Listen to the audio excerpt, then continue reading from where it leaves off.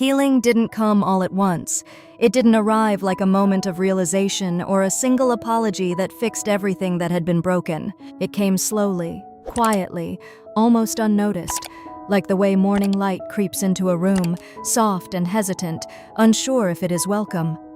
After the hospital, after the fear that nearly took everything from them, life didn't return to what it was before, because none of them were the same anymore. Tian stood by the window of the house they were staying in, her eyes following Bo as he played outside, his laughter lighter now, his steps steadier, as if the illness had passed through him like a storm that left no visible damage. But she knew better. Some storms didn't leave marks on the body, they left them in the heart. "Don't run too fast," she called out gently. Bo turned, smiled, and slowed down just enough to make her feel heard before running again anyway. Behind her, footsteps approached. Not rushed, not heavy, careful. "I made some soup," Jack's mother said. Tian turned slightly, her expression calm but still guarded in ways she no longer tried to hide. "Thank you," she replied softly. There was a pause, not uncomfortable, but not easy either. The older woman placed the bowl on the table, her movements slower than before, more deliberate, as if she was choosing every action with thought, with awareness, with a kind of humility she had never allowed herself before. "He needs something warm," she added, nodding toward Bo outside. Tian nodded. "I know." Another pause, this one longer, because there were still things between them, unspoken, unresolved, but no longer impossible. Jack watched from the doorway, quietly, observing, learning, because for the first time in his life, he understood that fixing a family wasn't about control or decisions or doing what he thought was right. It was about listening, and he hadn't done enough of that before. "Do you want me to call him in?" he asked. Tian shook her head slightly. "Let him play a little longer." Jack nodded. Simple, but it mattered. Everything small mattered now. Days passed in a rhythm that felt different from anything they had lived before. Slower, softer, less certain, but somehow more real. Jack's mother began to show up in ways that didn't demand attention. She cooked, cleaned, watched Bo when Tian needed rest, not as someone trying to prove something, but as someone trying to belong. One afternoon, as Bo slept peacefully inside, Tian found herself alone with her. The air was still, quiet, and for once, there was no immediate need to leave the room. "I didn't know how much you were carrying," the older woman said suddenly, her voice low. Tian didn't respond right away, because she didn't know how to. "I thought, if I pushed you, you would become stronger," she continued. "I didn't realize. I was pushing you away." The honesty surprised her, not because it was dramatic, but because it was real. "I didn't hate you," Tian said after a moment. That made the older woman look up. "I just couldn't be myself around you." The words were simple, but they held years of weight. Silence followed, but this time, it didn't feel like distance. It felt like space to understand. "I don't expect you to trust me," the older woman said. Tian looked at her. "But I want to try, to be someone you don't have to be afraid of." For a second, something in Tian's expression softened. Just a little. "That's enough," she said quietly. And maybe, for now, it really was. Outside, Jack stood watching Bo sleep, his small chest rising and falling steadily, and something inside him shifted in a way that had nothing to do with fear or urgency, but everything to do with clarity. Family wasn't what he had been taught it was. It wasn't about control or expectation or even blood alone. It was about who stayed, who listened, who changed. And for the first time, he saw it clearly. That evening, the three of them sat together for dinner. Not perfectly, not comfortably, but together. Bo laughed, telling a story only half understandable, his words mixing imagination and memory, and both women listened, not as rivals, not as opposites, but as part of something shared. And Jack just watched, because this was what he had almost lost. After that night, as the house grew quiet again, Tian stepped outside, the cool air brushing against her skin, the stars above reminding her of nights long before everything became complicated. Jack joined her. He didn't speak immediately, just stood beside her. "I used to think fixing things meant doing something big," he said finally. She glanced at him. "And now?" He exhaled softly. "Now I think it's about not breaking them again." That almost made her smile. Almost. "I'm still not okay," she admitted. "I know," he said.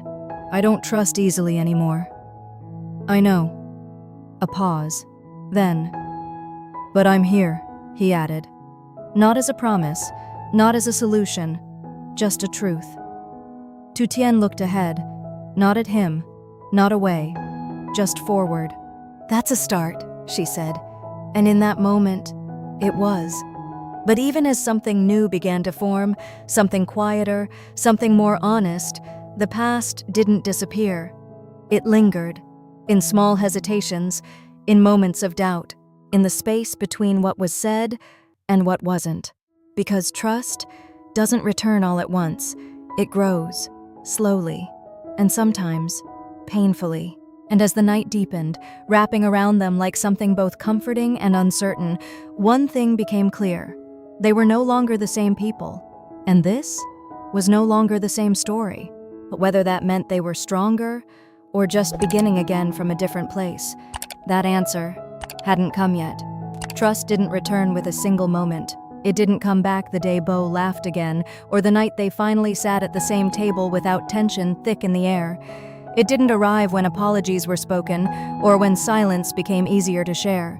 It came in fragments, small, almost invisible, like the way Tu Tian no longer stepped away when Jack's mother entered the room, like the way her voice softened, just slightly, when she answered instead of staying quiet, like the way she began to listen, without preparing to protect herself first. But even then, there were cracks. There were still moments when something in her eyes would shift, when old memories resurfaced without warning, when a simple word or a tone of voice could bring back everything she had tried to move past. And in those moments, everything felt fragile again. One afternoon, the past found its way back in the smallest, most unexpected form. Beau had fallen asleep in the living room, curled up on the sofa with his toy clutched tightly in his hand, his breathing steady, peaceful, untouched by the quiet tension building in the house. Tu Tian was folding clothes nearby. Jack's mother sat across from her, sorting through a box of old items she had brought from the city. "I thought these might be useful," she said, opening it slowly.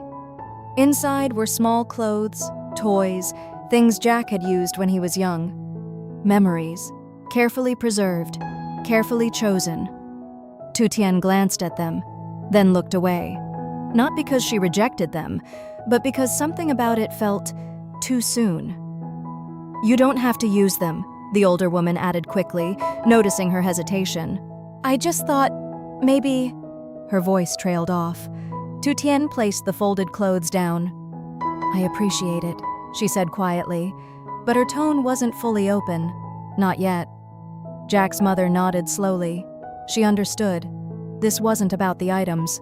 It was about what they represented. A place, a role, a belonging. That Tu Tian still wasn't sure she had. Later that day, a message arrived. Unexpected. From someone neither of them had thought about in a long time. Elisa. Jack saw the name first. His expression changed instantly. Not anger, not fear, but something more complicated, something unresolved. Tu Tian noticed. "Who is it?" she asked. He hesitated, just for a second, but that was enough. "Elisa," he said finally. The name settled between them like something that had never fully left. "She heard about everything," he added. "She wants to talk." Silence. Tu Tian didn't react immediately, but something inside her shifted. Not violently, not dramatically, but enough. "What does she want?" she asked. "I don't know," Jack replied, and for once, that was the truth. That evening, the air in the house felt different again, not tense, but uncertain, because the past had a way of returning at the worst times. "I don't want secrets," Tu Tian said finally, standing by the doorway as Jack prepared to leave. "You won't have any," he replied. She looked at him, carefully. Then don't go alone. Jack paused, then nodded. Okay. They didn't go far, just a quiet cafe on the edge of the village road, where the outside world felt distant enough not to interfere, but close enough to remind them it still existed. Elisa was already there, elegant as always, unchanged in ways that made time feel irrelevant. But her eyes were different, less certain, less in control. I didn't expect you both, she said, her gaze shifting between them. I did, Tu Tian replied calmly. There was no hostility in her voice, but no weakness either. Elisa smiled faintly. Fair enough? They sat, 3 people, connected by a past that none of them could fully erase. I didn't come to cause problems, Elisa began. Jack didn't respond. Tu Tian waited. I came because I saw what happened, she continued, and I realized I was part of something that led to it. That caught them off guard. You hurt her, Jack said flatly. I know, Elisa replied. No denial, no defense, just acceptance. That's why I'm here. Silence followed, because apologies didn't fix everything. I'm not asking for forgiveness, Elisa added. I just didn't want to stay silent anymore. Tu Tian studied her, carefully, measuring not her words, but her intent. Why now? She asked. Elisa hesitated. Because you didn't break, she said softly, and I thought you would. That answer was unexpected and strangely honest. And that made me realize I was the one who lost, she added.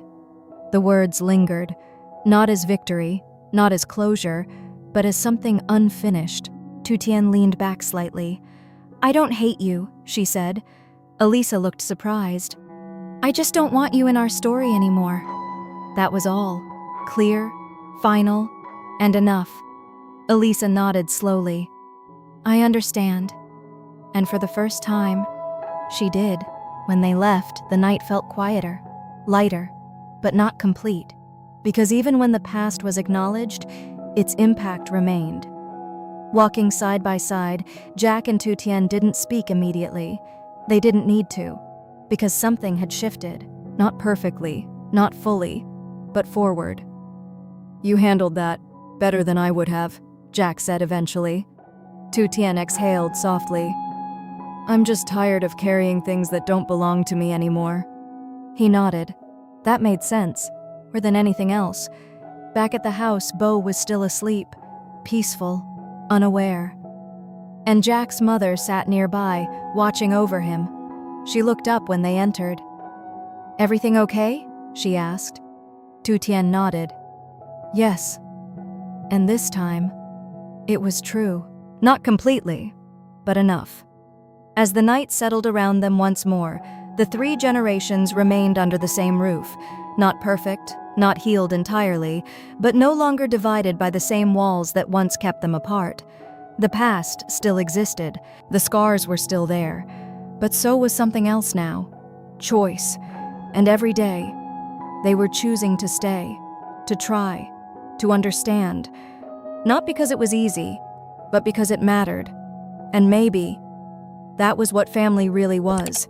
Not something given, but something built, piece by piece, moment by moment, without guarantees, without certainty, just together.